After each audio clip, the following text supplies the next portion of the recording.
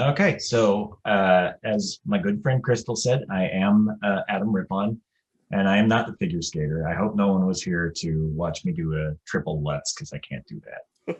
I can barely rollerblade, but I can make video games, and I've been doing it for a real long time. I started out doing Game Boy games in the early 2000s, mostly Game Boy Color. My first video game ever was Little Nicky for the Game Boy Color, based on the Adam Sandler movie of the same name. Um, and then I suppose it's worth noting that the producer on that went on to make the movie Grandma's Boy, which is named after me, which is a long story, but it's a great movie and the most accurate depiction of the video game industry I've ever seen. So what we're going to talk about today is making video games in Unreal Engine 4. The tagline for this was Mario in a month or Fortnite in a fortnight. And so lesson one, let's talk about marketing versus reality. In video games, it's very common that we will say something does one thing and then it does not do that at all. So we are not going to be making Mario in a month. We are certainly not going to be making Fortnite in 14 days. But what I am going to try to do with all of you is make Star Fox in 60 minutes. And I think we can pull that off. Not a good version of Star Fox. It'll be more like a Space Badger, but I think we can do it. I'll be using Unreal Engine 4.26, which is in preview still, but I figured as long as these sorts of videos end up being outdated immediately, so might as well go with the bleeding edge, right? So let's go ahead and get started. I will launch Unreal, which you can get at, oh, what is it? What's the website for it? Unreal, I don't know, Google for it, you'll find it. Unreal Engine 4. So we're going to boot that up. And we're going to create a project, a games project. And I'm going to just create one from a blank canvas, nothing in it. I will include starter content. There's a bunch of different settings when you create a project in Unreal. You can choose to do a blueprint-based thing, which is the language that we'll be using today, or a C++, more traditional game programming language. But Blueprints is way easier and it's way more interesting and it makes a way better video. We'll be doing things maximum quality rather than trying to scale down for mobile, but I've never actually noticed what the difference is. We're not going to touch ray tracing. That's advanced stuff. And we're just going to choose to have some starter content in there. So let's call it Space Badger, and we'll create it. And you can see we already have the name there and everything. It's so fancy. And it always starts my VR stuff. Now, right off the bat, because we chose to have starter content, it puts a couple of chairs in there. And we don't need any of that. So I'm going to go and just create a new level with default. And the default level has almost nothing in it. It's got this sky sphere, which you can look at. There's a sun over there. There's all kinds of things you can do. You can change the angle of the sun and all of that. It's kind of fun by default to just mess with that. But that's not what we're here for. So we've created a map, and first thing I'm going to do is just save it. I'm going to make a folder. What did I call it? Space Badger? Space Badger. And I'm going to make another folder called Maps. And I'm just going to say level 1. Okay. So I'm going to show you guys how to make a game with Unreal without any other tools. There's 3D rendering software like Maya or 3ds or Blender or Softimage if you want to go back to the early 2000s. But we can do really basic 3D modeling actually right inside of Unreal. And you're not going to win any prizes for it. It's not even going to look good. It's going to be really low poly, but that's why we're going to try to do just a basic Star Fox kind of thing. So Unreal consists of a bunch of different panels. There's this big one here, that's the viewport. There's another one over here that's, I don't know if it's called the palette, but I'm going to call it the palette because it's just full of stuff that we can drag into the world. Like if I wanted to stick a light in the world, I could do that. I don't want to. Then at the bottom, there's the content browser. And you can toggle on or off the folder thing. I did that. That's the first thing I do every time. And then over here, there's the world outliner, which is all of the things that are in the world. Right now we've got atmospheric fog, this floor, a single light source, player start, the sky sphere, which was that again, a skylight, and some other junk. None of it matters really. And then there's a details panel, which is all the information about the thing that you have selected in the outliner. Like we could take the floor here and just change it to like a sphere, you know, and we'll get into that more in a second. Also, all of these things are like dockable, and you can move them, and you can really screw up your whole workspace. So if your things aren't in that order or in that space, that's probably why. Okay, so from here, let's start by making a spaceship. In this palette over here, we've got all the different kinds of things that you can place into the world, or at least most of them. And there's one called geometry. And we can take a box, and we can drag it into the world. We could also, from a different panel, drag a different kind of box into the world. You see, one of them has the default grid material on it, and the other one's just white. That's because this one over here on the right is a pre-made cube mesh, and it has a pre-made material on it. Whereas this other one, which looks all kind of flickery and weird, is what's called a BSP mesh. Why it's called BSP, it's binary space partitioning, in case you're interested, but what it really means is it's an editable mesh. We can take the corners and move them and delete them and mess with it. And we can use that for modeling, which is so it's the quickest way to make some custom content for your game, other than, of course, going to the asset store and just buying a guy or, you know, a spaceship or whatever. So let's do that. Now, first thing you have to do is, right now, all we can do is move it.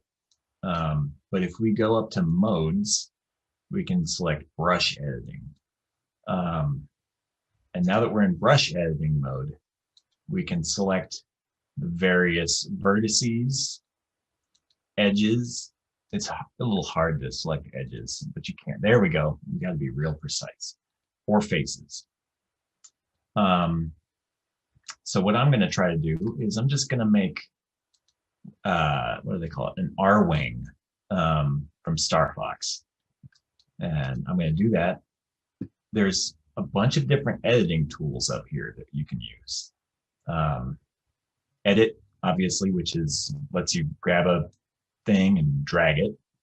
But then you can also take a face and extrude it. Extruding is like the number, that warning that comes up. It always comes up the first time on a project. It means nothing. It's like you are in local coordinates when you're doing this. I don't know why they do that. So you can pull a face out and you see it's still got the old vertices. And now you've got more vertices to work with. You've doubled the amount of, not doubled, but you've close to doubled the amount of polygons that you have to work with. You can think of this as like origami kind of. And that's the way I pretty much always do. So what I want to do is I want to make this look like the R wing from Star Fox, and I can click all 4 of those by holding Control, and then weld them together, and it'll weld them to wherever the first one I selected was. And then I'm just gonna drag that up and then pull it out real far. That's going to be the front of our spaceship. And then I'm going to do the same in the back. And again, like Star Fox was a Super Nintendo game. It's really low poly. That's why we're doing that, because we can make that happen really quick. And select all 4 verts, weld them together, drag it out, and we've got a super basic implementation of a spaceship. I'm going to make that nose a little longer. Now, I'm going to go back to select mode so I have the whole thing selected. And I'm going to click away and then click back onto it. I can hit copy and paste if I want to duplicate it, or I can hit Control W, which will wait, there we go, which will duplicate it. And I'm going to scale it down numerically over here in the details panel to something like 0.6, 0.2. Yeah, no, that's not quite right. 0.2, 0.6. No. I just want it to be long and thin. Actually, you know what? I'm just going to 0.5, 0.5, 0.5. That's good enough. The Star Fox spaceship had like weird little things kind of hanging off of it, like this. So do that, get that close. And I'm going to hit Command W again to duplicate it one more time. I'm not going for super precision or anything. I'm just trying to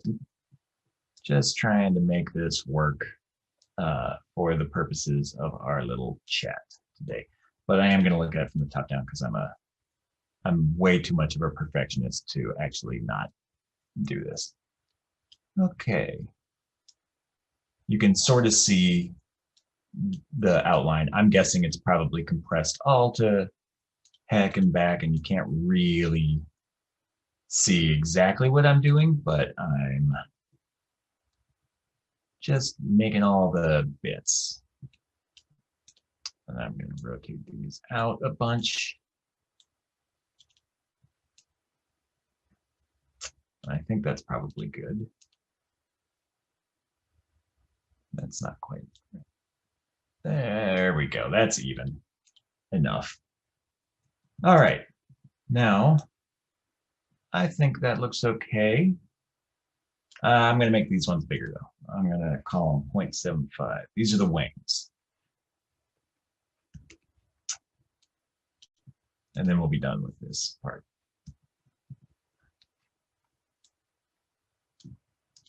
And actually, that's too big now, so no, I'm going to leave it the way it was. Okay. Now, what I can do is I can select all 5 of these brushes that I made, these BSP pieces, and I can go, where is it? Brush settings. There's a create static mesh button hidden under this little advanced disclosure box, which is lovely. Thank you for hiding the most useful part of the BSP editor, Unreal. But I will make this guy, and I'll call it Spaceship Mesh. You see now in our content thing, we've got a spaceship mesh, and it stopped flickering. It's now one solid object. And I can change the material on it to something white.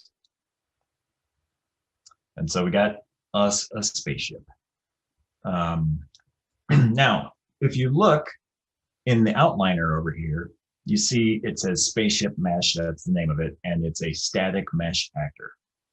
What that means is it's an actor that just doesn't do anything. at all. It's decorative. So what we want to do is we want to create a player controllable pawn actor.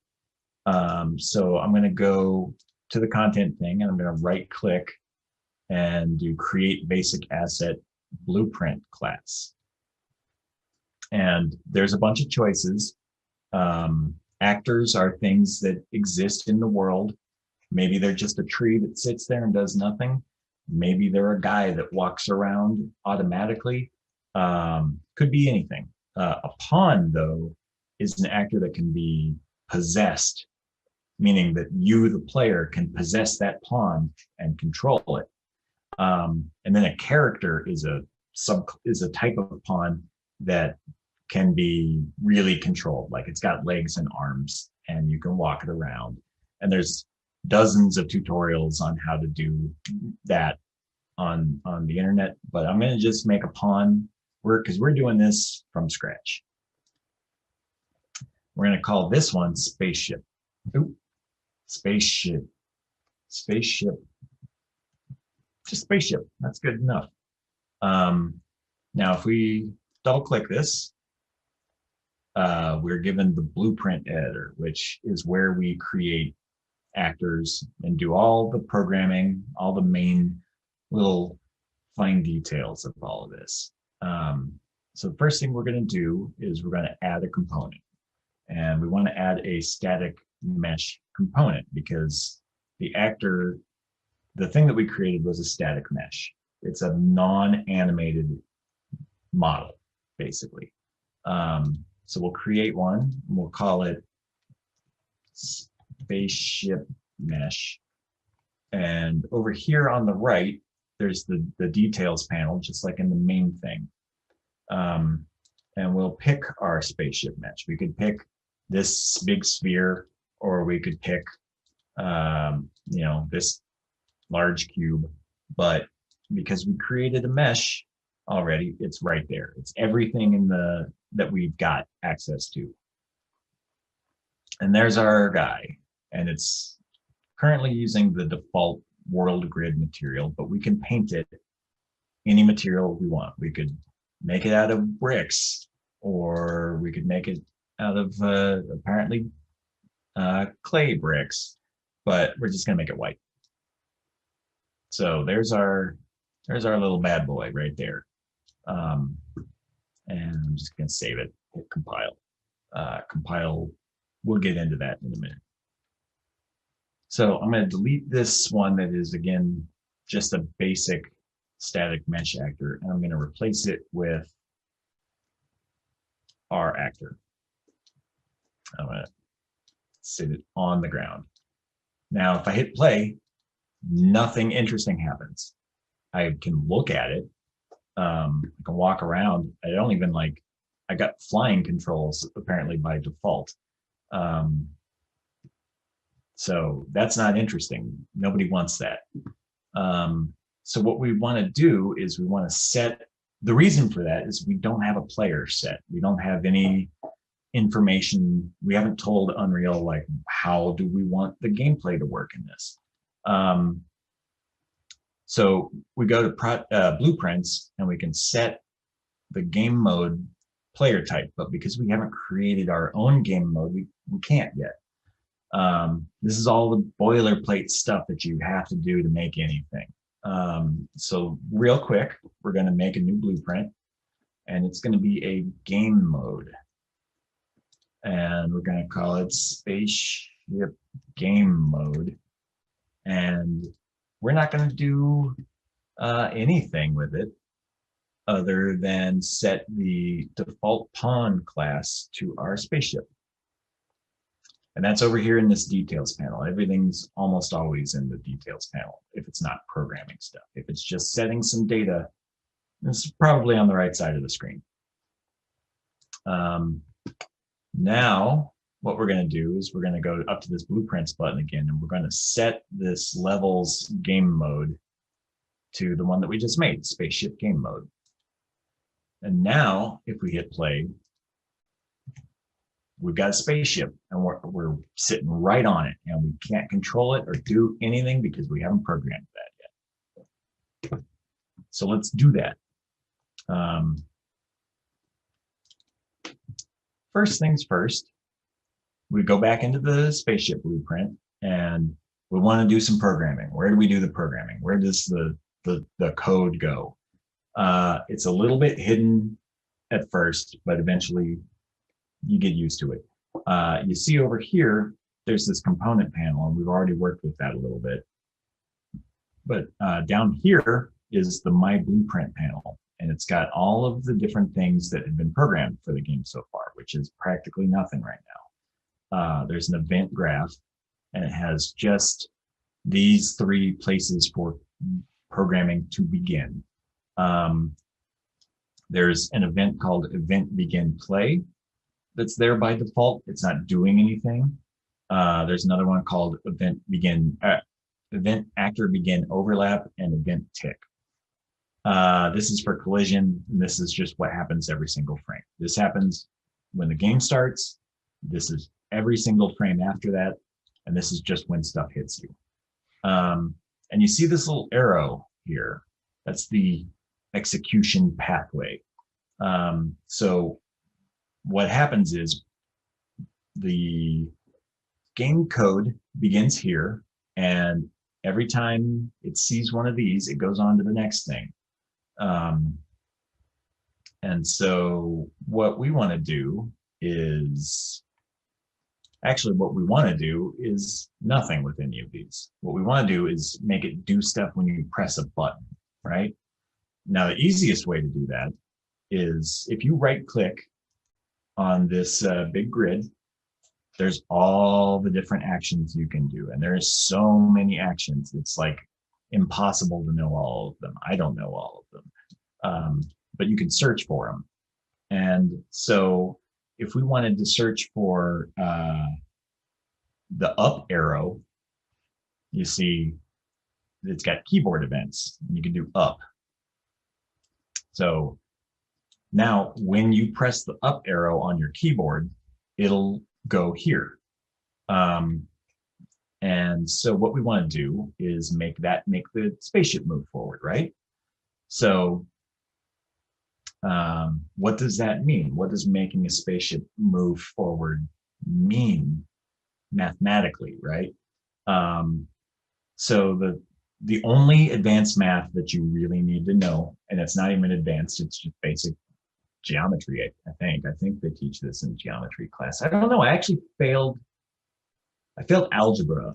And then they put me in algebra again when I started high school, and I was so annoyed that I did the entire class in like 2 weeks, and then they put me into geometry, but I'd missed the first part. So maybe it's not taught in geometry class. I don't remember. Also, high school was 20 years ago. I'm an old man. But vectors are essentially groups of 3 numbers. In this case, it could be groups of any number of numbers, but X, Y, and Z. If you know anything about 3D at all, know this. There's X, which is like this direction. There's Y, which is this direction. And there's Z, which is this direction. The 3 axes that make 3D. And so what we want to do is we want to make the ship move forward along its own y-axis, its own forward direction. And so we want to start by taking its current location, which we can right click anywhere and just type get actor location. And you see this node here takes a target, which is what we're calling this method on this function. And it already is set to self. So that means we're going to get the actor location of the spaceship. That's what self is in the context of this. It's like whatever the thing you're editing is self. And it's going to return, you see it, if you put the mouse over it, it says return value vector. And so it's the X, Y, and Z of the spaceship in the world. And what we want to do, we can split this, and we want to make it move forward on the y-axis. So what we'll do is we will drag off of this. We'll just hit the plus thing, and it'll have a couple of choices from addition. We'll just do float plus float. And we'll set it to 10. Let's just call it 10 for now. And then we'll do, so now whatever this value was, it's now had 10 added to it. But it's not doing anything. We didn't set that. So we need to do set actor location now. And you see this one's blue because this is executable. This is like a writing thing. Green kind of means we're reading data. Blue means we're doing stuff. We're changing things. And I'm going to right click this here and I'm going to split it again so that we can access each part individually. I'm going to connect them. You see how the Y is, we're doing something to it in the middle, but we're just taking whatever the existing X and Z values were. And the way it's organized is a little sloppy looking, and we'll clean it up in a bit. But let's see what happens when we run it.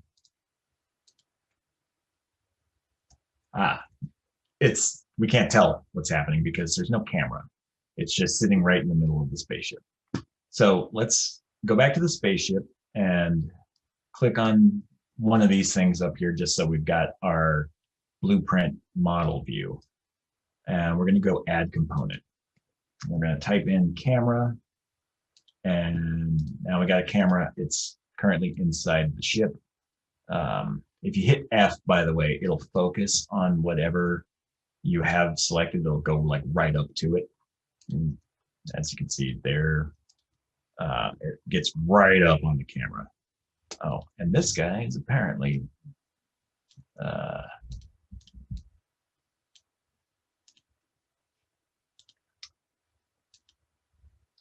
yeah, so we want to be aligned along X. X down here in this corner, you can see X is pointing this way. We want that to be forward. We're just going to kind of stick this here, and then we're going to pull the camera way back. I'm using the mouse wheel to zoom in and out. I figure that's probably obvious, but okay. Let's compile and save. Now let's take a look. There we go. And if I hit up, it's moving that way. We want to make that X, not Y. So we'll change this. We'll just drag that, and we'll stick this to that one. And then we'll take this and stick it over there. And that ought to do it. So now let's try. Nope. Yeah, it's going real slow, and there's two of them. The reason there's two of them is because when you start a game, it always spawns a player. So this one that we put in the scene, we actually don't need it. We'll just delete it.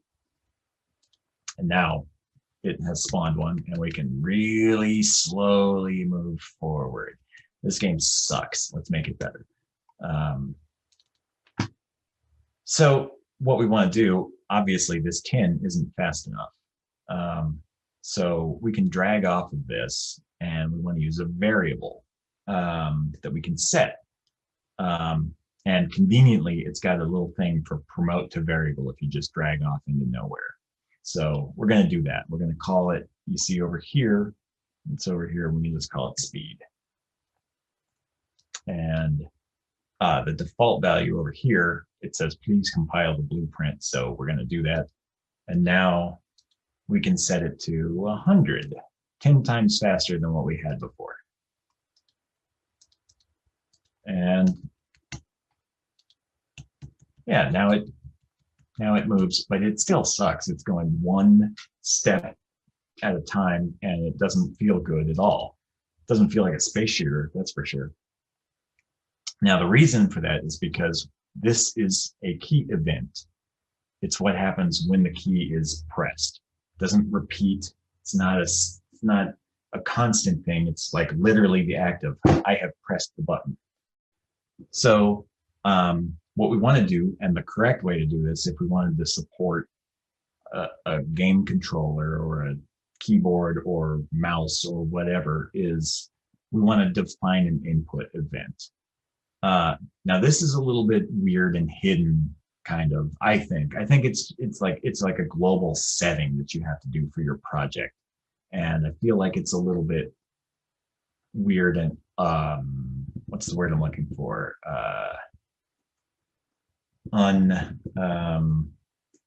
Intuitive. That's what it is.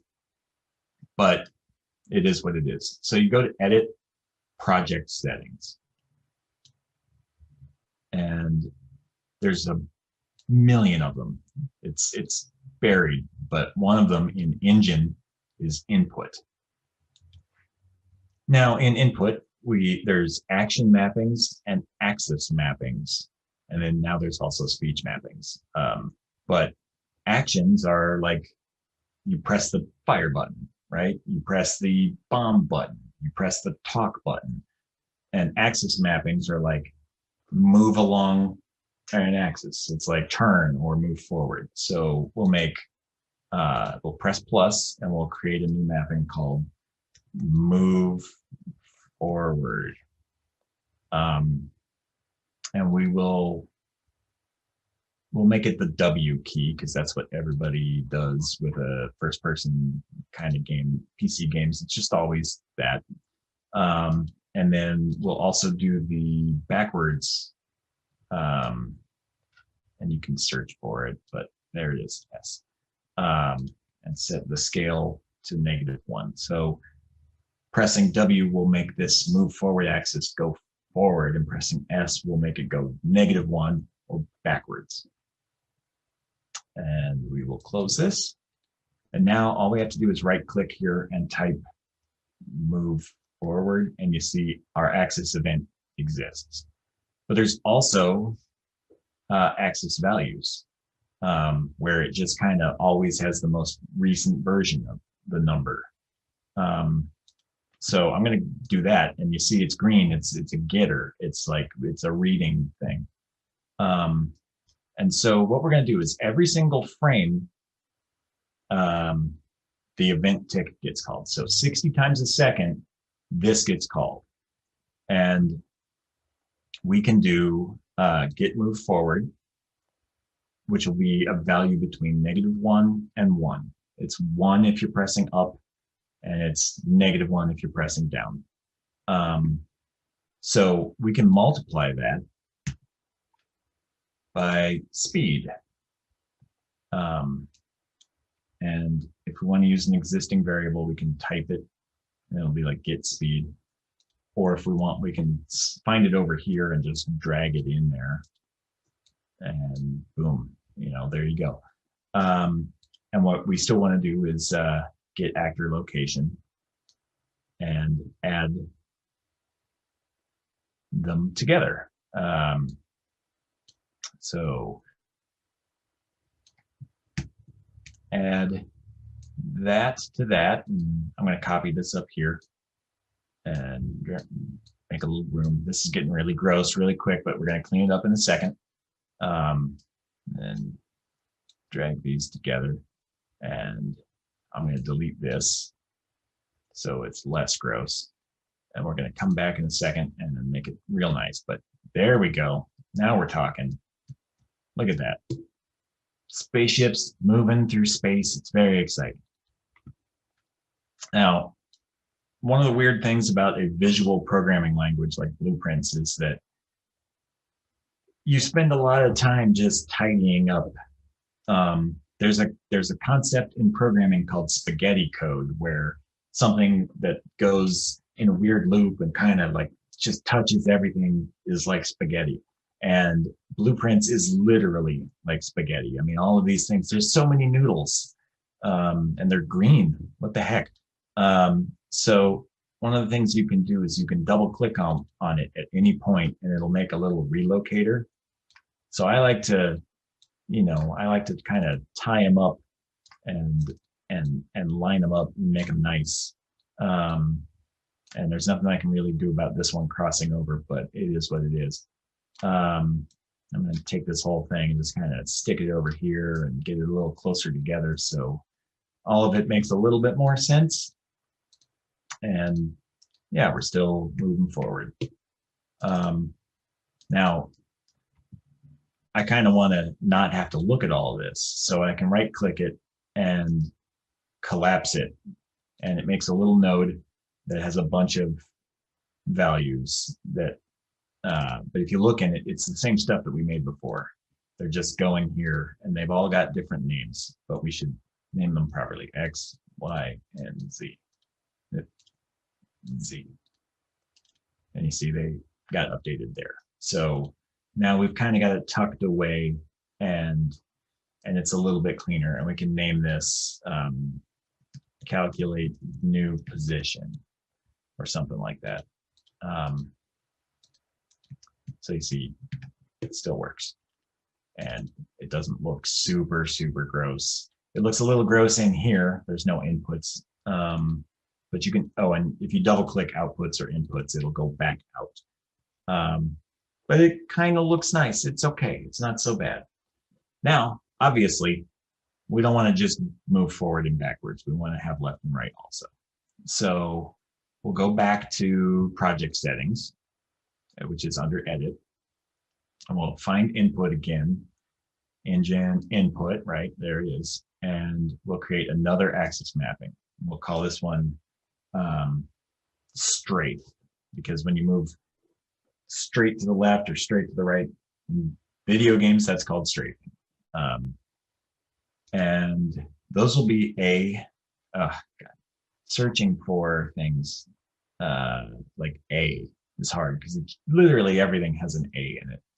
And we'll do another one, D, and I'm just doing keyboard mappings, but you can do multiple things. You can, we wanted to make it the, oh, actually I learned this today while I was practicing a little bit. If you click this, you can then press the key on the keyboard and you don't have to find it. So I'm going to make it so that if you prefer the arrow keys, you can do that too. You see I'm just setting into the same values as their WASD equivalents. Now we'll go in here and actually I'm going to expand this thing back up again so we can take a look at what we put in there. We could also just go in there and edit it, but whatever. And so we want to add the, what did I call it? Strafe, the strafe value. Strafe, there we go. So we're gonna do that, we're gonna get it. And like moving forward, we're gonna multiply it by our speed variable. And we're gonna add that one to, when I did Y before, that ended up being left and right. So that's the one we want. We're gonna add it to that, do this. We're gonna delete this connection to new location Y. You see it's disconnected now. And there we go. So now when we play, we've got a really weird ship that can just zip around like crazy.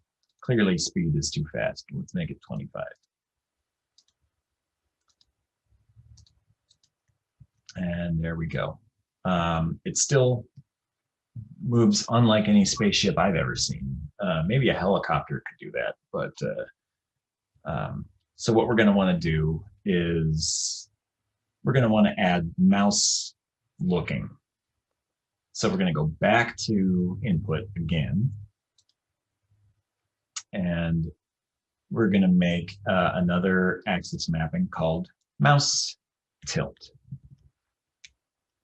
And we're going to, you can see you can select mice stuff, and we're going to do the mouse Y axis. And then we're also going to do one called mouse turn. Now you could call them whatever you want to. Maybe you're a little bit more mathy than I am, and you think of them as yaw, pitch, and roll. Those are the technical terms for airplane rotation, and the engine uses them. I am not very mathy. Like I said, I literally failed algebra. So I just think of them as X, Y, and Z, and I call them whatever I want to. Um, so what we're going to do is, oops, 1 second. That's a different editor. I'm actually just really quickly checking what I did earlier today to make sure that I'm doing this nicely. All right, great, yeah. So we want to get that mouse tilt and that mouse turn value, turn. And we can drag off of this and we're going to do another thing. And there happens to be a function called add actor local rotation. And it's got the delta rotation. Delta in math means change. And so it's the change per frame. We will split this so that if we tried to connect these, we can't connect them because this is a rotation and this is a single floating point value. A floating point means it has a decimal. It's not an integer. It's not 1, 2, 3. It's 1.02 or something. It can be any number with a decimal or without a decimal. It can be anything.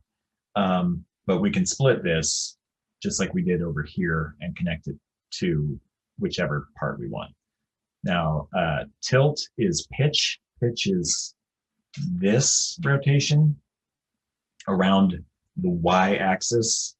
And then turn is the yaw. I don't know why that's called yaw. I kind of get pitch, and roll makes sense because you do a barrel roll, which is a Star Fox thing. But anyway, if we, now when we hit play, camera rotates when I move the mouse. But when we hit forward, it goes in the direction of the world's y-axis. It's wrong. That's bad. We don't want that. So now we're going to do the most mathy thing that we're going to do tonight, which is to multiply a couple of vectors. So give me a second to think about how I'm going to present this. What we're going to do is we're going to take all of this here. We're just going to move it out of the way. We're going to come back to it. We're going to break these break links by right-clicking and just doing break. And what we want is we do want get actor location. That's what we're going to start with. So I copied it and pasted it. I'm going to recombine these back into a vector. And we're going to calculate what's called a forward impulse. It's the direction that we want to move in. Luckily, most of this is done for us with Unreal. We don't have to think too hard. There's what's called get actor forward vector. And what that is that's the vector that is like coming straight out of the front of the spaceship. If you imagine the spaceship with like a line coming that goes from the back of it through the nose and onward to infinity, that's the forward vector. And then of course there's an up vector and a left or right vector. I think it's called a right vector. So what we want is we want to move in that direction rather than just incrementing y. So what we'll do is we will get, what did we call it? We called it get move forward. That is the input. So we want that. And we want to, again, multiply that by the speed variable that we set. So we've got that. So instead of being between -1 and 1, it's between negative speed and positive speed. And then we want to multiply this forward vector by that. And when you do multiply, there's multiply by float, multiply by integer, and multiply by vector. We want to do, we we want to do float because we're going to multiply it by this green guy. And they're color coded, so it's easy to not screw up. And then we want to add that to the player location, which is the two vectors being added together. And then we want to, these are all split, so we're going to recombine them so we can just connect this. And that ought to do it. And now the spaceship will move forward in whatever direction you point it in. We didn't do it for left and right yet, so that's all screwy. So we're going to do that real quick, and then we're done with the spaceship movement. And then we're going to clean this up, and we're going to delete all this crap because it's old. We don't want that. So just like there's a player or a get actor forward vector, there's a get actor right vector. And we're going to do multiply that just like we did by move forward with the strafe value that we made. And we're going to multiply that by speed.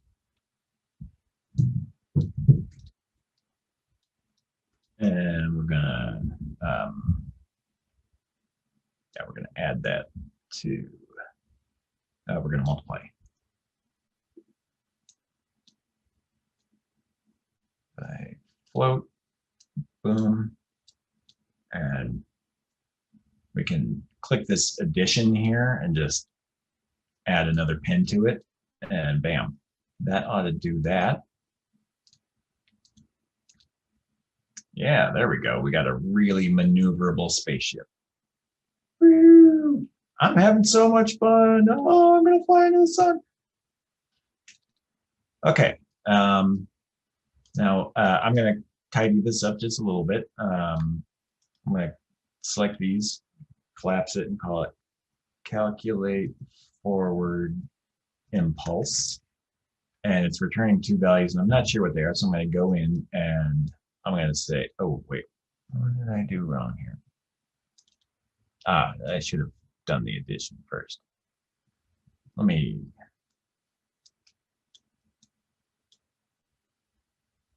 I know, better way to do this. Break this, delete this extra pin, and we'll just do another addition so that we make it look nice.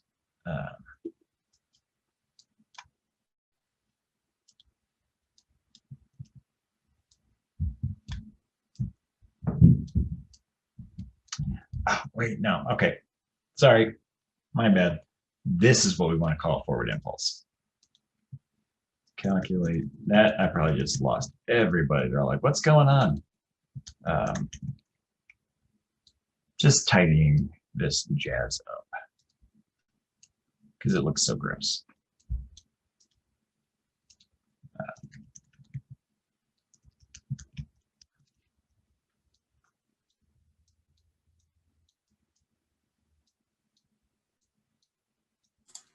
Do we want to pause for a second for questions? Yeah, we can do that. Okay, I haven't seen anything come through the chat, but if anyone has any questions, you can either unmute now and ask, or you can type them in the chat.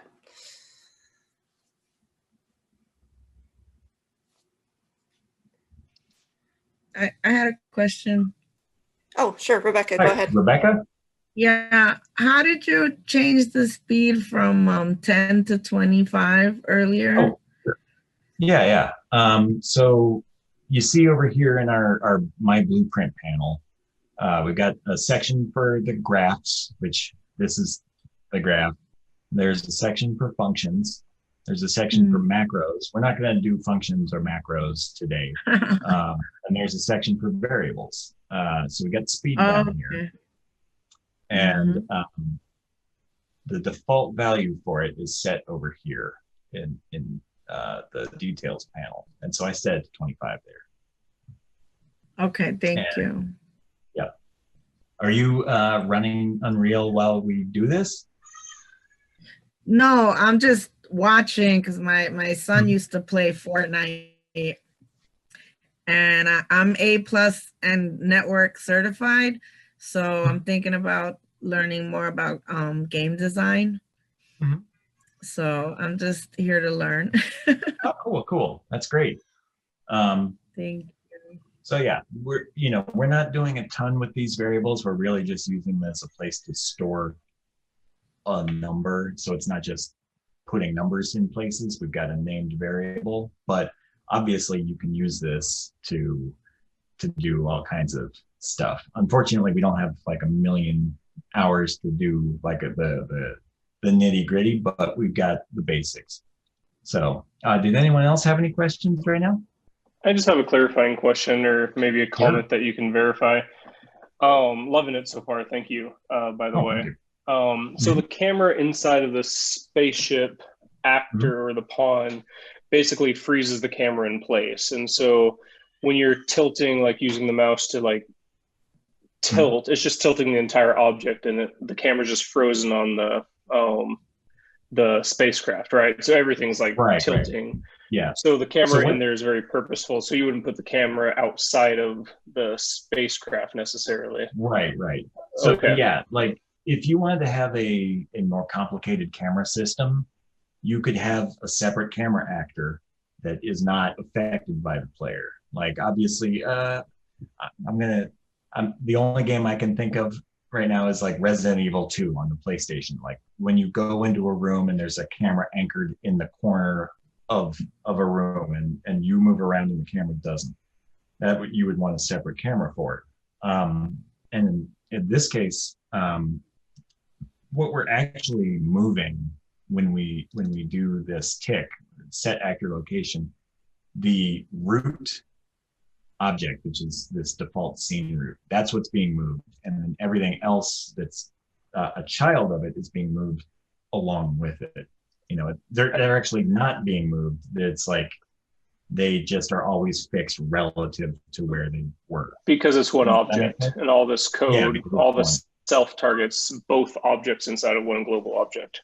Right, exactly. Something like that. Okay, thank you very much. That's what I was thinking. Yeah, all these components are part of this actor. So where were we then? Any other questions? All right, well, I think we'll move forward then. We got this guy doing this stuff. So that's where we're at. Next up, I wanna shoot bullets. And luckily, this is pretty easy. There's not a lot to bullets that we haven't already done. So we're gonna create a new blueprint. This one's not gonna be a pawn because we can't control it directly. It's just gonna be an actor. And we're just gonna call it bullet. And incidentally, this sphere that it shows, the default root sphere, like this, you would not see this in game. It's just kind of a placeholder. But we do want it to be a sphere. So we're going to add a static mesh component. And we're just going to call it bullet mesh. And then we're going to go over to the static mesh setting. And I should take a second to clarify the difference between a static mesh and a static mesh component, and even a static mesh actor. A static mesh is 3D model data. It's a bunch of numbers that comprise what a character looks like, what a mesh looks like. A static mesh component is an instance of that. So there's only one copy of that data in the computer's memory, but every static mesh component points to it. And so it can get drawn like 50 times on the screen. And we don't have to waste a ton of RAM by having all of the vertices duplicated. It's a little programmery, but the gist of it is one is an instance and one is like the data. So we're just going to use a sphere, and I'm sure there's a sphere in here. We're going to just type sphere. Yeah, shape sphere. All right, there we go. That's our bullet. Is that going to be sitting on the, no, it doesn't matter. We don't have to be super accurate. And what we're going to do is we're going to make it so when the spaceship, when you press the space bar, it creates a bullet. So we can just type space bar here and get a keyboard event. I probably should do this through the event input system. And you know what? I'm going to do the same thing that we did before. I'm going to go to input. This time though, it's an action mapping, not an axis mapping, because it's an action. We're going to call this shoot. We're going to call it shoot, and we're going to bind it to the space bar.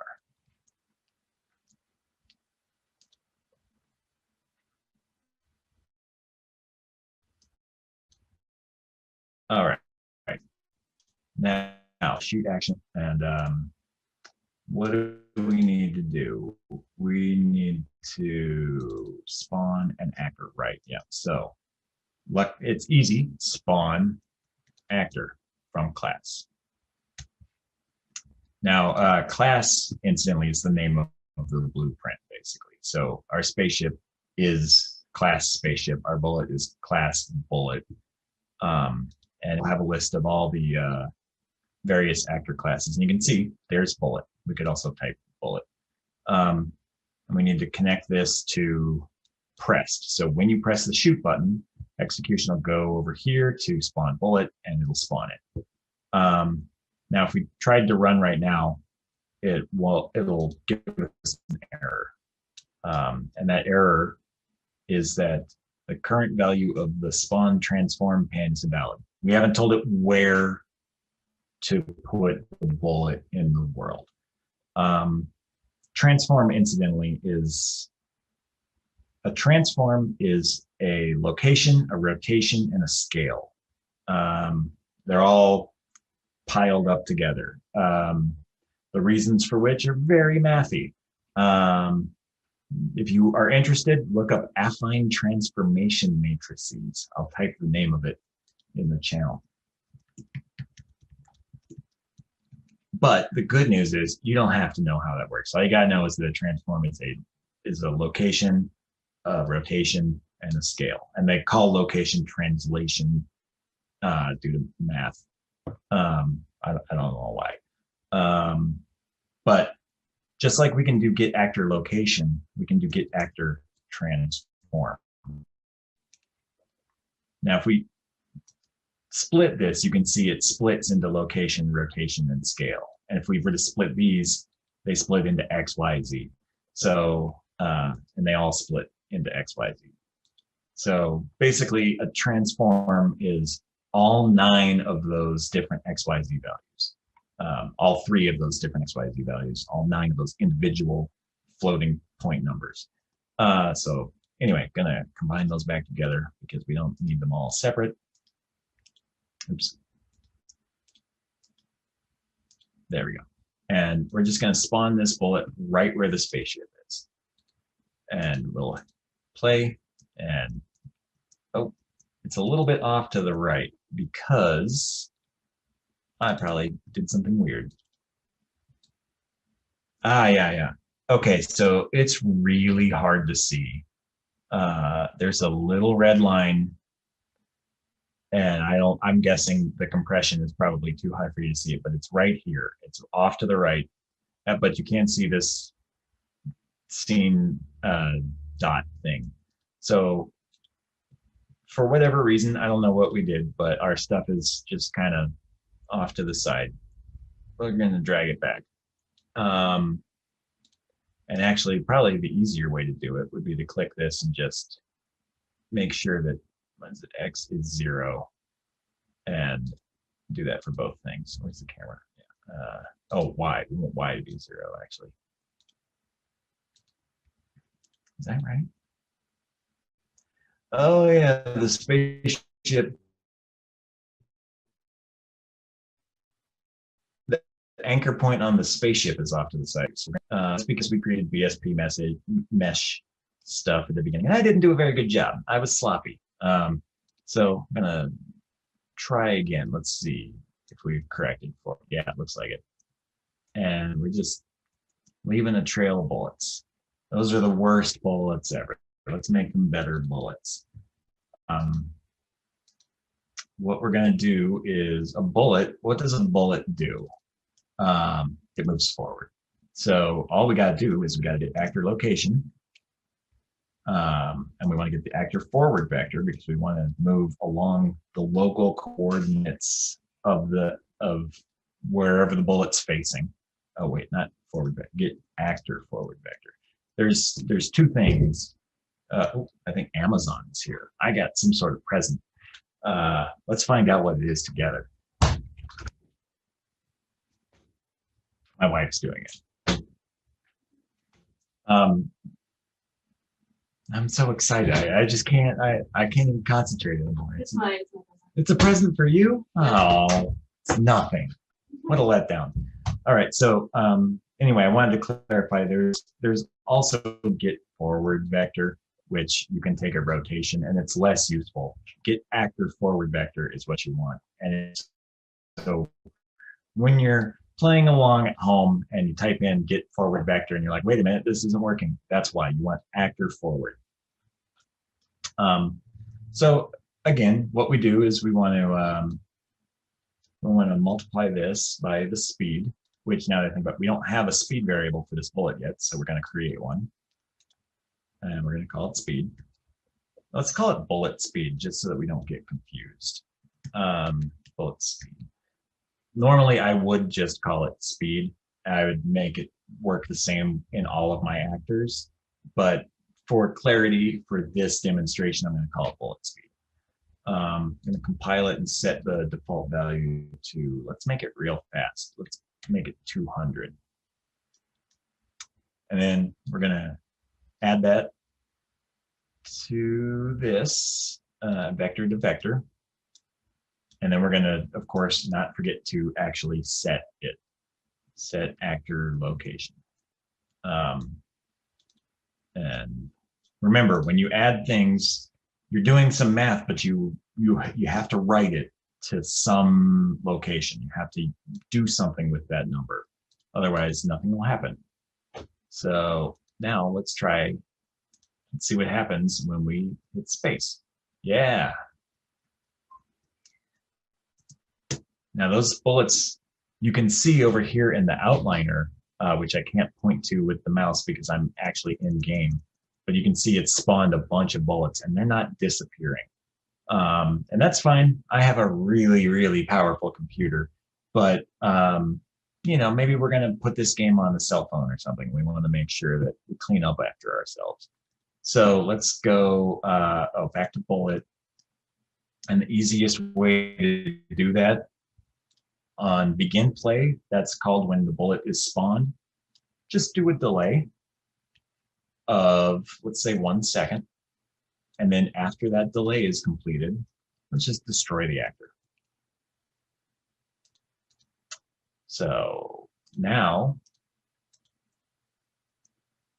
you see, it gets off into the distance and it despawns. And you see over here in the thing, bullet 4, deleted actor. Bullet 5, deleted actor. Bullet 6, etc. We got bullets. What do you think? Should we kill something with them? I think we should probably kill something with them. So let's create a bad guy. And it's going to be, this one will be a pawn. We're not going to use it like a pawn. We're not going to possess it like as a player, but when you make an enemy, it might be controlled by an enemy AI controller, and we're not doing any of that stuff yet, but and we're not going to do that tonight. But we will, just because that's the way that you'd want to do it, we're going to make this guy a pawn. We're just going to call it enemy. Now, I don't feel like doing another set of BSPs, so I'm going to just create it out of a bunch of existing static meshes. So I'm going to create a static mesh component here, and I'm going to find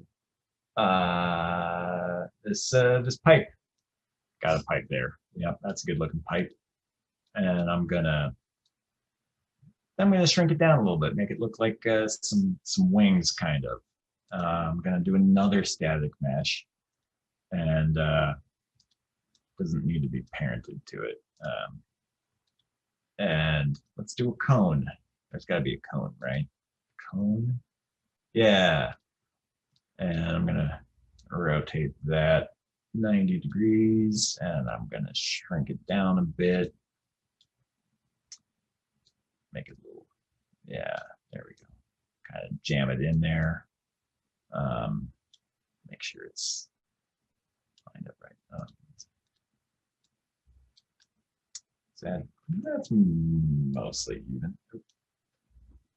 This guy's too. Oh, I see. It's anchored down below. All right, we got that. You know what? I want some tailpipes. So I'm going to copy this, paste it, and give it a rotation.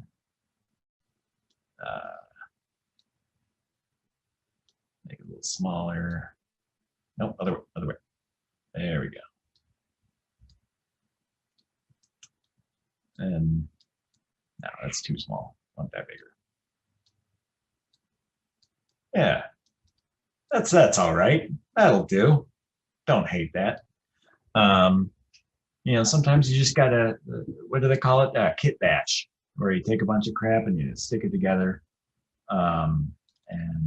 And that's all you gotta do.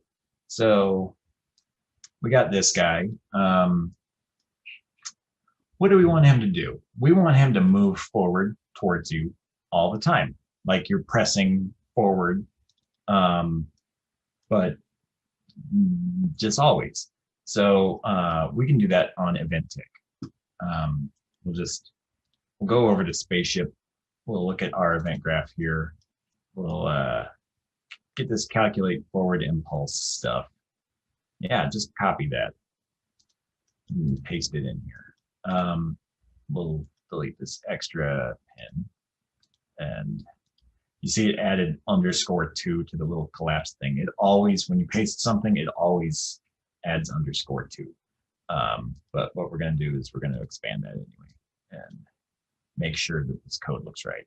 You see speed, we copied the speed variable, but it doesn't have that green tint to it that it has in this one. You can see it's kind of green. That's because it's not connected to anything. If we compile it and it's connected to execution, it'll give us an error because we didn't create a speed variable. We could go do that. We could add a variable and call it speed, or we could just right click this and create one. And it's smart enough to just kind of do that for us. But it's not smart enough to set that speed to anything. So what we make the spaceship? I think our guy is 25. No, is it 100? Well, I'm going to set this to 25 for now.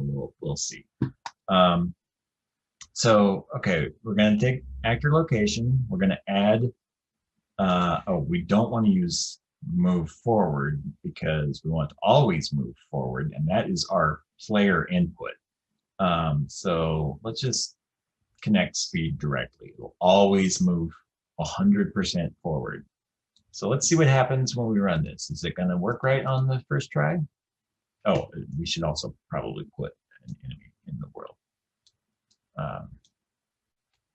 And sometimes positioning things is weird, so I'm just going to do this with numbers. Get it right in the middle of the world, and then drag it forward. Yeah, okay, it's facing the, you want it to probably come towards you. And, oh, yeah, we need to make sure that this actor is, yeah, it's backwards. You can see the X axis is going to the right and the spaceship is pointed to the left. So we need to, because we kit bashed this, all these pieces need to be rotated individually, which is gross. I could have probably done this better, but you know, strapped for time.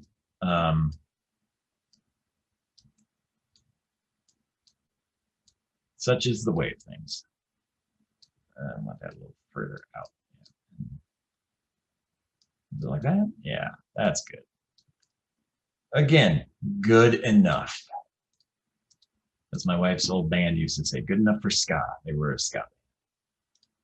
All right. That guy is now facing the correct direction and turned around, and he's coming right for us. And he really was moving. And tiny. Okay, let's do this better. We're going to just add a scene component. And we're going to parent all of these to it. So they're all children of it. And then we're just going to scale this guy up by like 10. There we go. I could have done that earlier and saved us the trouble of rotating every part individually. There we go. Got us a guy coming right at us. He's way too close. Let's move him way further back. And he's coming right for us. Oh, get out of the way. Great. I want to kill him. I don't like that guy. He seems like a jerk. So let's make him die. So the in the event graph for our enemy, there was one of these default nodes was actor begin overlap. And what that means is when it overlaps with another actor for the first time, this gets called. And that's really convenient for bullets. And so what we want to do is the bullet will be this other actor. The problem is that it could be any actor. It could be the player, it could be the world, it could be who knows what.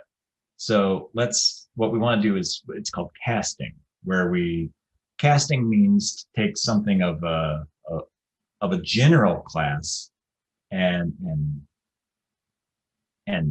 determine if it's a more specific class. So like if animals were a class and we wanted just a dog, we would cast an animal to a dog. And what we would get, we would either get the dog as a dog, or we would get nothing.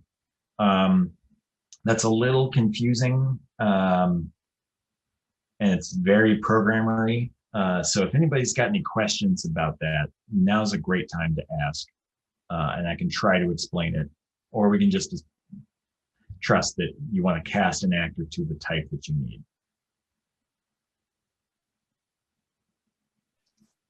Programming language is it just inheritance? You're just like extending this enemy class from a different type of class. Is that what's Correct. happening?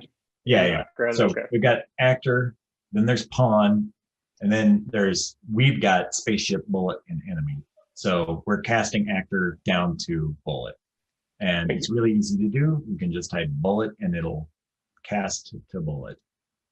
And what we'll get is either success or cast failed. And when it's a success, all we want to do is let's just destroy the actor. So let's see if this works. Oh, it's not working, and I know why, because we don't have collision enabled for something. So what we want to do is make sure that we've got that. In fact, what we need to do is create a collision box. We need a collision box. You've probably all heard the term collision box before from video games. So we're going to make a box. We're going to stick all these things in the box, and let's look at it. Okay, the box is really small right now. And which way is the box facing? Let me do this while I'm looking at it instead of not looking at it. Okay. Box. For some reason, box had a bunch of weird settings. I'm going to just reset them. Okay. Now I'm going to take all of these and stick them in the box. They're now in the box. This other scene thing that I created earlier to do the scaling to make my life a little easier, I'm going to delete it. We don't need it. So now the actor, the box is like the root. And you can see it's a really tiny box. There's a box extent over here that we can set. We could also set the scale. We could scale it up, but because the spaceship is inside the box, the spaceship would get bigger too. So we don't want to do this. Oh, that looks real weird. What we want to do is just make it bigger, like 400, 400, 200. Yeah, that's close enough. And drag these down a little bit, get them kind of centered in there. And again, doing this real sloppy. This is placeholder art. This is programmer art, they call it. And there we go. And this box, we want to make sure that it generates overlap events. There's this collision panel, and generate overlap events got to be checked. Otherwise, you won't get events. That's just an optimization that they do, and it's off by default for a lot of types. We also want to make sure that the bullet does the same thing. And it does. And the mesh for the bullet is simple enough that it should work. So let's take a look. Yeah, there we go. Killed him. But it didn't look cool. That's not good. We want it to look cool. Otherwise, what's the point of video games even? So begin overlap, cast a bullet, destroy actor. What do we want to do besides that? Particles. I'm not going to get into creating a particle effect because that's just so much. There's a whole art to it. And honestly, asset creation in video games is like 90% of the work these days. Luckily, you can buy assets and stick stuff together, and there's no shame in that. Like, I can't. If I tried to release a video game with some asset store assets, I would get destroyed. IGN would be like, "You're the worst," and I'd be like, "I am. It's true." But beginners absolutely can and should. And luckily, because we created this with starter content, we've got a few anyway. So particles come from emitters, and we need to spawn an emitter at location. And that's such a huge box. We want to spawn it where the actor is. So let's just do get actor location, and that'll get the location of our enemy spaceship. Hook that up to the location, and we want to set what it's emitting to this explosion that just comes with the starter content in Unreal. And then we still want to destroy the actor because it exploded. So, oh, that was a letdown. That was tiny.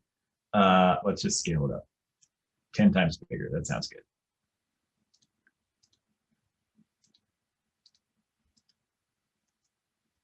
Yeah, okay. Now we're doing all right. And then I'm gonna tidy this up a little bit because this is just gross looking. I'm gonna call this explode. And I was a fine arts major, not a programming major, so all of this lines connected stuff, it really activates my OCD, my love of beauty. And so I have to clean it up. So my humble apologies for wasting your time with tidying up graphs. But there we go, it's better. Okay. Now, where are we? We've got this guy who just sort of rudely comes at you, and we back up to shoot him.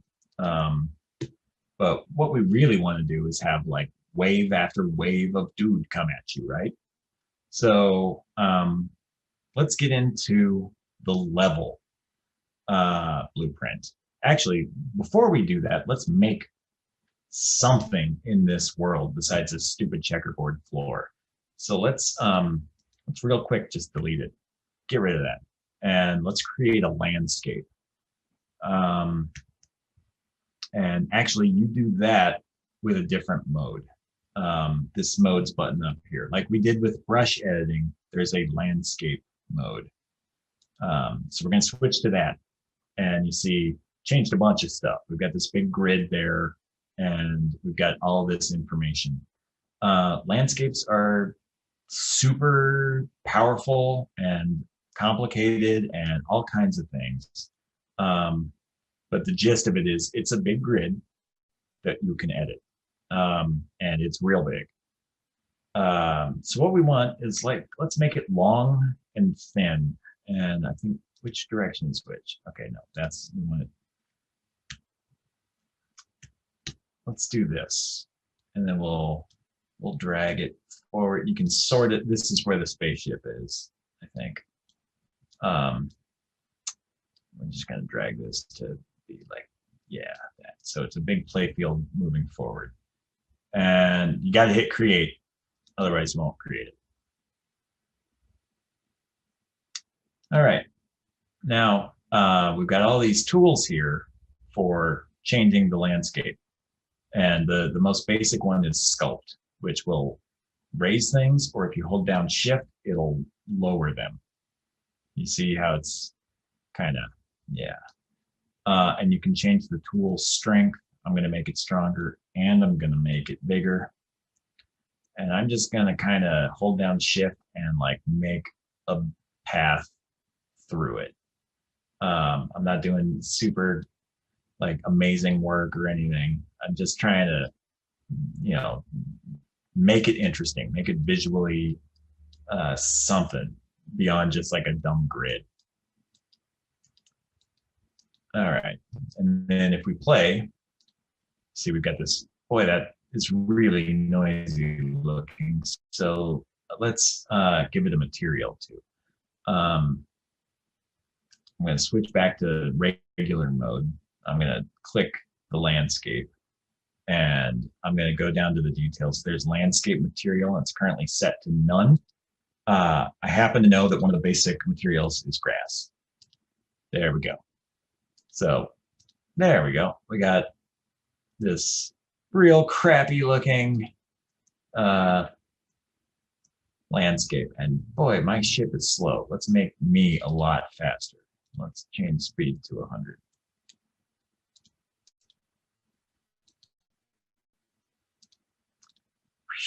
Okay, this is more fun. Yeah, we're flying. We're flying through this world. We can shoot. Oh no, we can fly right through it. Whoa, that's, yeah. That's what it looks like on the other side of the polygons in a video game. So let's make it so when you hit the ground, you die. And that's gonna also be, one second, let me, that's actually, it's not gonna be overlap. We wanna do event hit, which isn't one of the default ones. We're gonna get these out of the way. But you can just right click and go add event. And somewhere in here, collision hit. And we're going to want to do just like we did with enemy when it gets hit. Let's spawn an emitter. We're not going to destroy the player because that's a little bit rude. That'll make our game a little bit confused. So let's just spawn an explosion, and then we will we'll take our spaceship mesh and we'll hide it.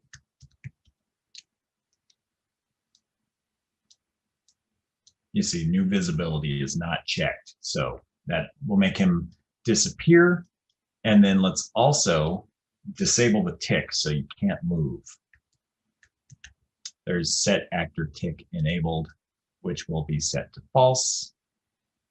Oh, and do we need to make, yeah, this should be good. This should be good. All right. Now, oh yeah, one more thing that we've got to do. Like the enemy that has a box collision, we need a collision as well. Because our guy is one mesh, we can actually just create a collision for that mesh rather than the actor. So I'm going to show you how to do that. We want to take our spaceship mesh, not the spaceship blueprint, but the mesh, which you can find in here, or if you were looking at the spaceship and you were looking at the spaceship mesh and you could see it's set to this static mesh, you can just double click this and it'll take you right there. Now there's a bunch of things here to see about your meshes, but one of them is collision. And if you turn on simple collision, you see we don't have any of that. But that's super easy to do. You just go up to the collision menu and you can add any sort of default collision you want.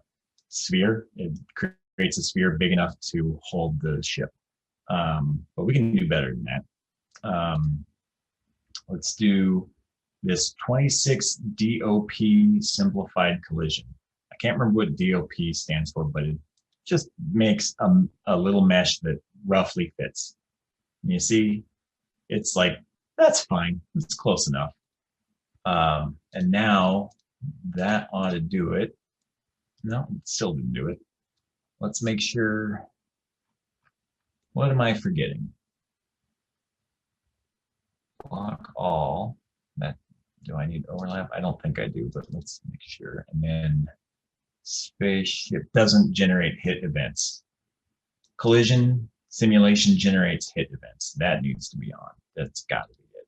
And let's make sure the collision presets are set to, well, before we do that, let's just see if it works without it. Okay, it doesn't. I'm an expert.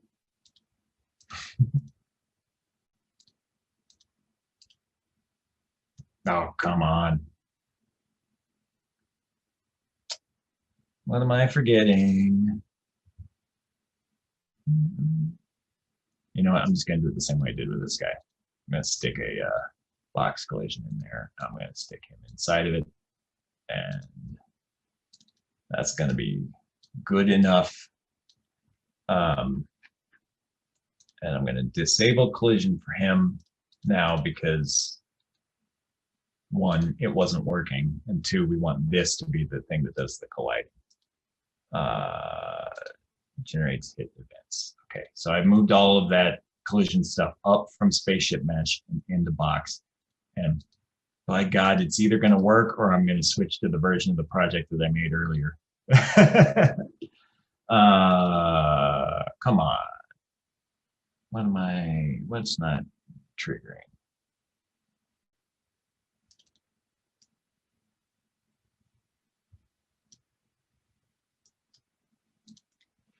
Real quick, I'm going to add a breakpoint here. Let's do some debugging.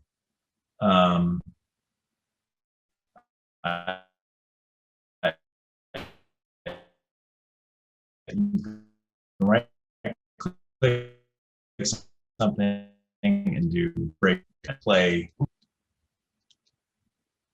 Okay, it's not getting triggered at all. So I'm pretty sure the spaceship's set up right. How's the landscape doing? Collision. It's good to, you know, have to figure this stuff out sometimes. Lock all. And then this guy. I made a version of this earlier today just to test things out and make sure that this never happened. But it did. And so I'm going to compare it.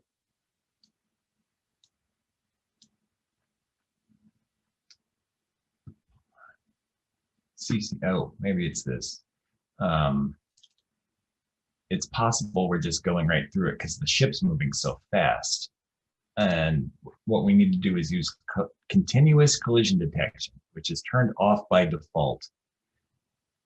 It's this, use CCD. You can just type in details CCD, and that will probably be it. And if not, then I really am going to give up and we're going to do something, move on to the next thing. God damn it. I swear I do this for a living. I've been doing it for 20 years. Okay, well, we're already at 90 minutes, so let's just switch it over to this one.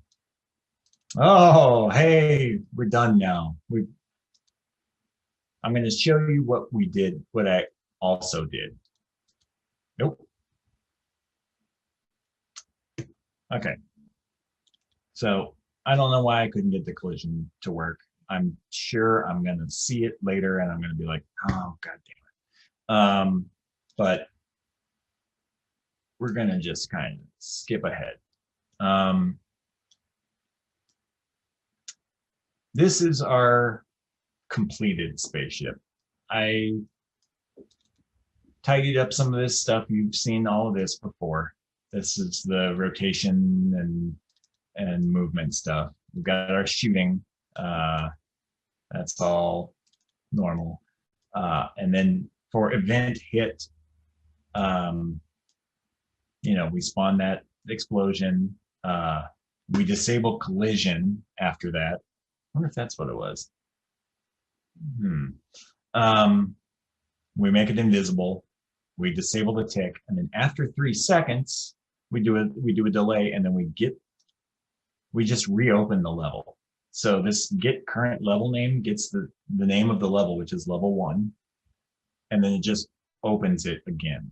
So what that does is this: 1, 2, 3. Start over.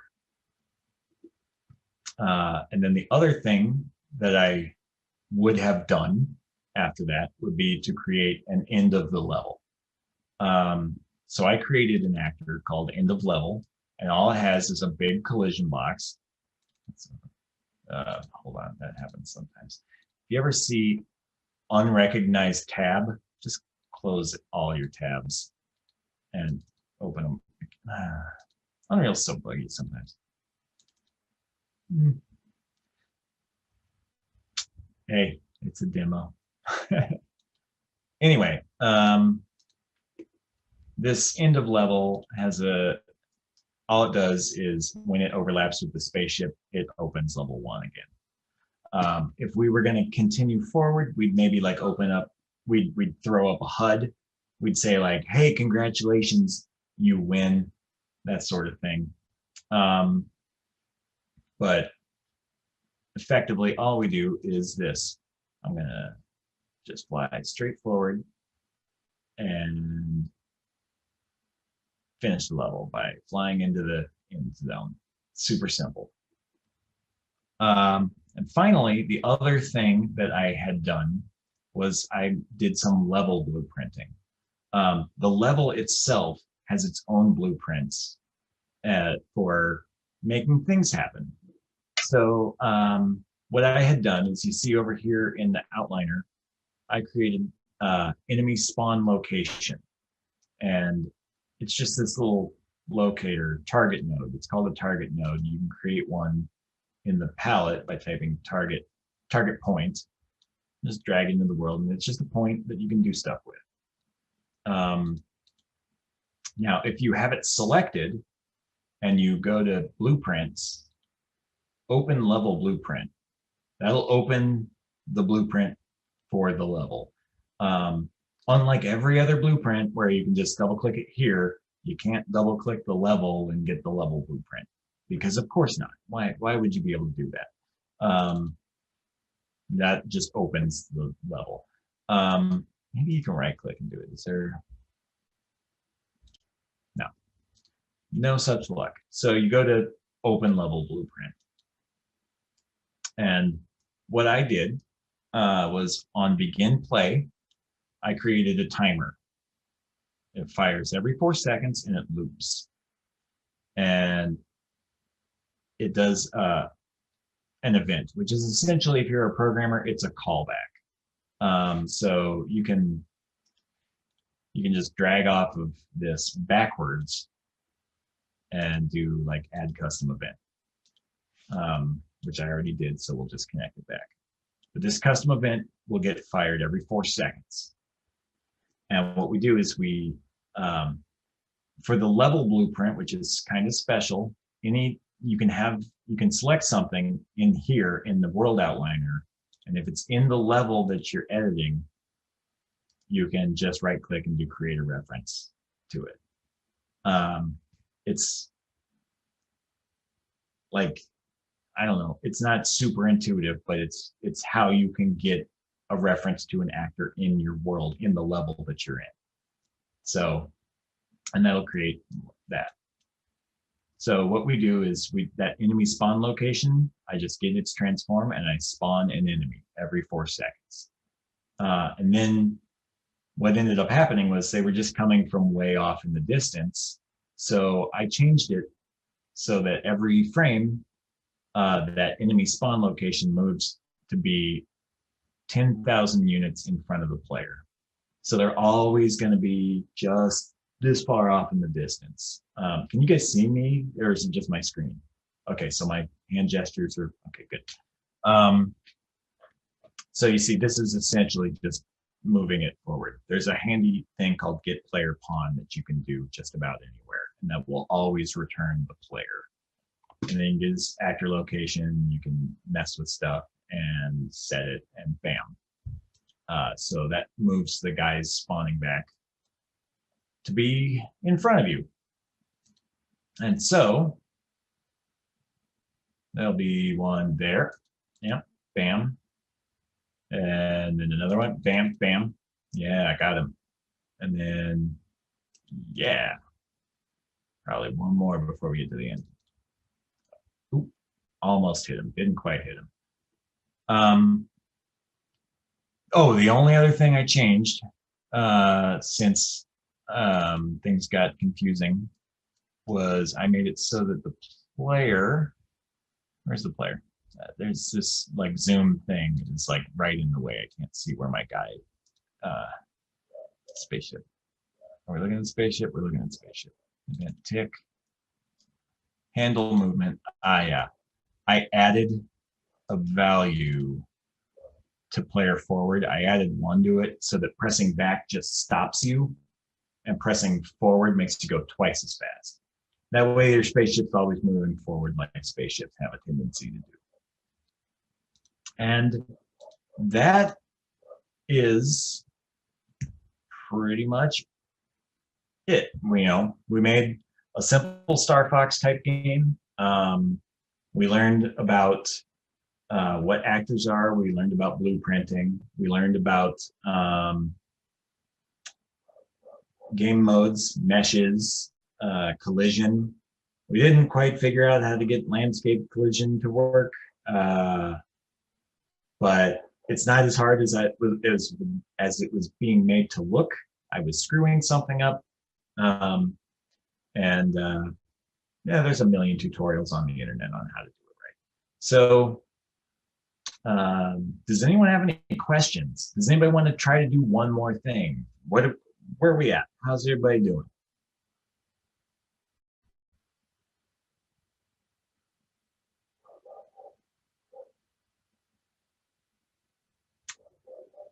Well, all right. Let's see. Hey, oh, could you create a method to generate multiple opponents? Sure. Yeah, let's do that. Boop-a-doo. All right, so let's go back to the level blueprint. And what we've got is we've got our timer, and every 4 seconds it creates an enemy. But let's make it do 3 of them. And let's make them fly straight at you, because what's happening right now is they're being spawned kind of in a straight line. So like they're going over there. The dot that we made, the target point, we're only adjusting the Y or the X location down this corridor. But so all you have to do to avoid them is not be in the path, and they'll never come at you. So let's change that. Let's make them do that. So first off, let's do let's take this and we'll get the right vector.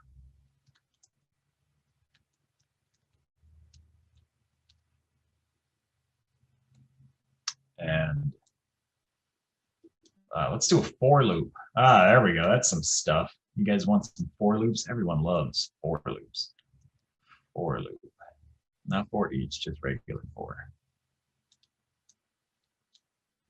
Let's start at -1, and we'll go to 1, and it's inclusive for all you programmers out there. And we'll multiply.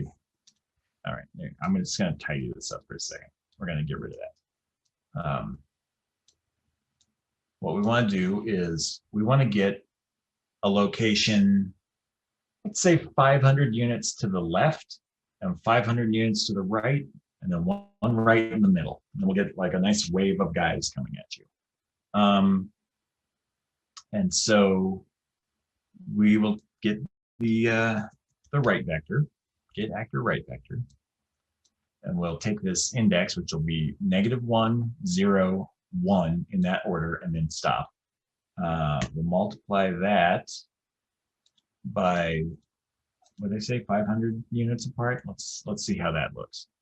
And then we'll multiply that by the right vector.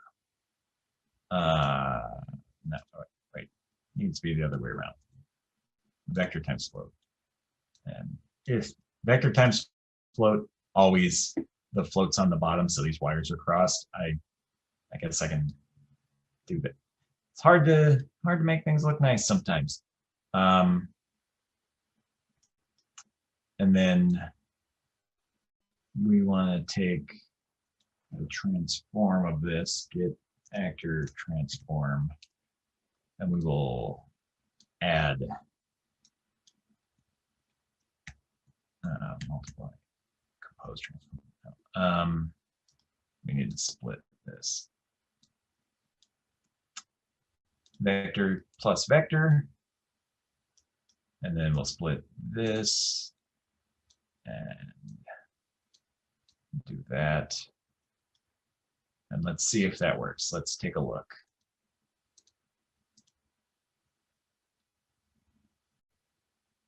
Yeah, there we go.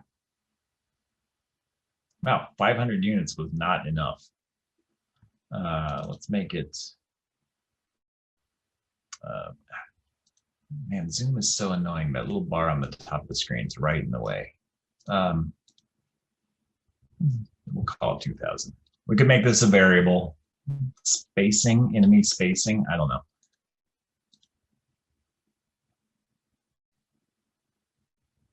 Okay, now they're still not coming at you, so let's do that now.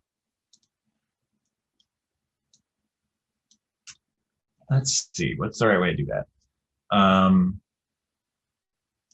Actor transform. Okay, what we want to do, let's make a transform. Make transform. And to make a transform, you combine these things. Bam.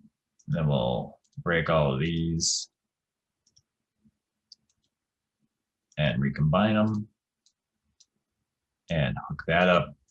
Now from this, we can do let's see, look at, why do I make that from?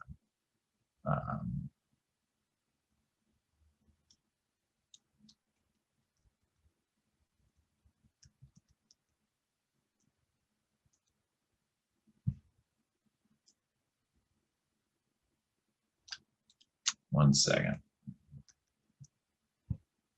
Find look at rotation. Okay, great. Okay, so incidentally, when you drag off of something and you start typing, it filters by what actually works with whatever you're dragging off of. If you just right click anywhere, it'll give you everything. You can also turn off context sensitive and it'll give you access to everything, even if it won't work.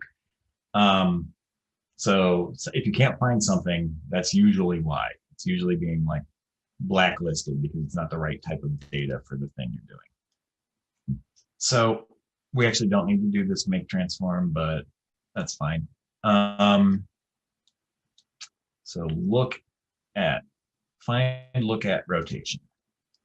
So we want to start from where the enemy is going to be spawned, and we want to go towards where the player is. So we can do that get player pawn. And I apologize, this is getting messy. Get actor location.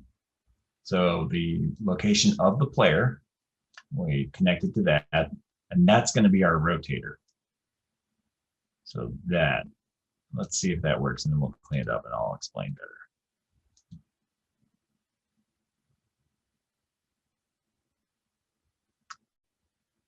Didn't do it too well. I think it did something, but it's hard to tell because my guys are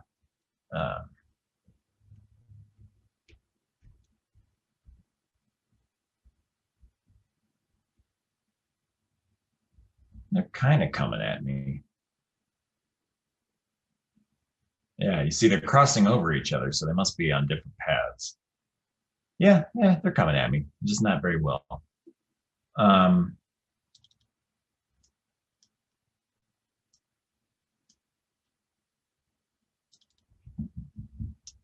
Level, yeah. Okay, so without having a ton of time left to really describe, to really figure out the fine details here, does UE4 have a built-in physics system? By the way, someone named Gage just asked. Yes, it absolutely does. We're doing real simple Game Boy-ish kind of math, like addition and subtraction, because I wasn't sure if this was going to be adults or children. So I wanted to make sure that we did something nice and comparatively simple, but it absolutely does have physics. And let me think, how can I show you that simply? I'm like, can I just show you a game I'm working on? And then I'm remembering that this is being recorded. And no, I'm not going to show you one of the games in development that I'm doing for PlayStation 5 because I would get just sued. But I'm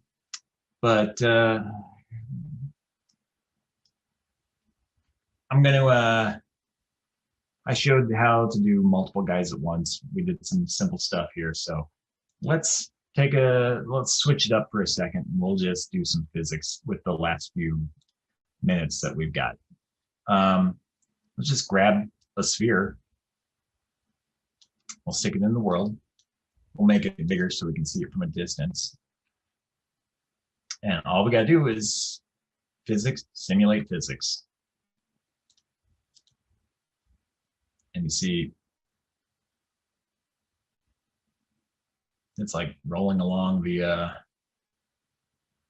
landscape. And can I affect it? Can't with my bullets because they're set to overlap. But were we to do a bunch of these,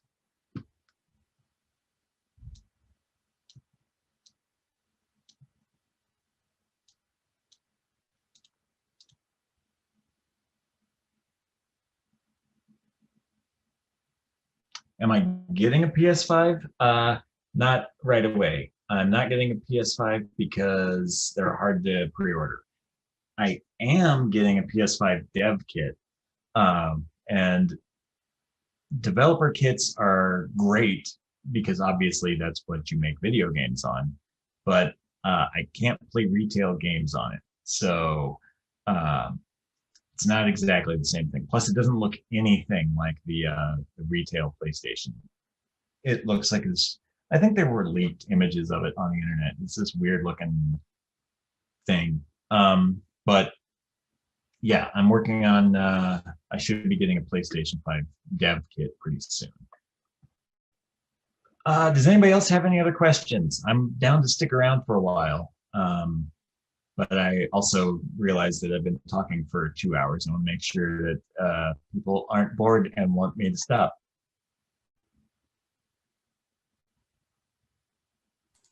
Since we have such a small group, I would say go ahead and you can unmute and ask your questions. Yeah.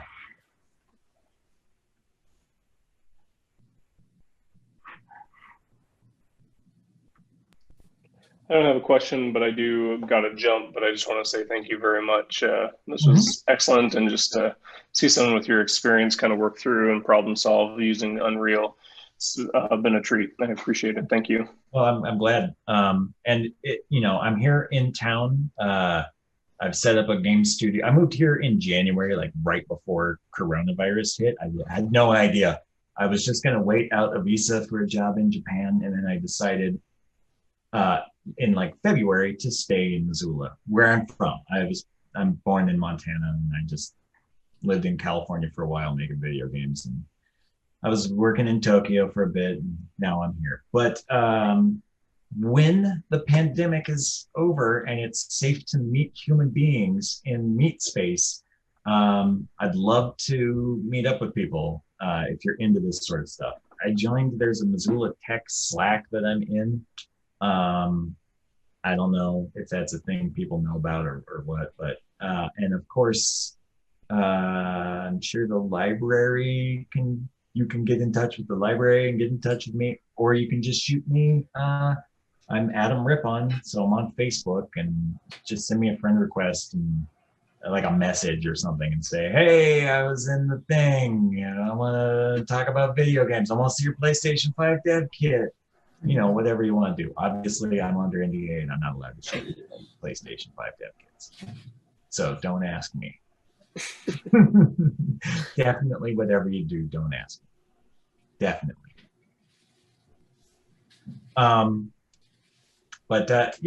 Thanks for coming, and I'm glad that you enjoyed it, and I hope that it was useful. And if you make anything in Unreal, please do try to get in touch, and I would love to see what you make. It's like my grand video games almost. Well, thank you everybody for attending. Thank you so much. Thank you. Thank you. All right. Cheers, everybody.